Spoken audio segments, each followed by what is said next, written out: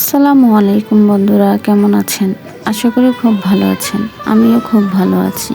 আজকে ঘরে যা যা উপকরণ আছে তা দিয়ে পিৎজা বানাতে চলে আসলাম আপনাদের মাঝে। পিৎজা বানানোর জন্য আমি আগে থেকে ডোটা রেডি করে রাখছিলাম অফ ক্যামেরাতে। তারপর পুরাতন একটা থালাতে তেল মেখে দিয়ে তারপর ডোটা মেলে দিলাম। ডোটা চারপাশে কাঁটা চামচ দিয়ে কেটে নিলাম। তারপর টমেটো সস, আবার ধনিয়ার সস ঢেলে দিলাম। এই সসগুলো আমার খেতে খুব ভালো লাগে, তাই এগুলো দিলাম। আপনাদের বাসায় যা যা আছে তা দিতে পারেন। তারপর কেটে রাখা সসেসগুলো চারপাশে ছড়িয়ে দিলাম। সসের চারপাশে দেওয়ার পর তারপর ভেজে রাখা মুরগির মাংসগুলো তারপর সাজিয়ে দিলাম। মুরগির মাংসগুলো আমি আগে থেকে ভেজে রাখছিলাম। তারপর উপর থেকে আমি কাটা পেঁয়াজ সাজিয়ে দিচ্ছি।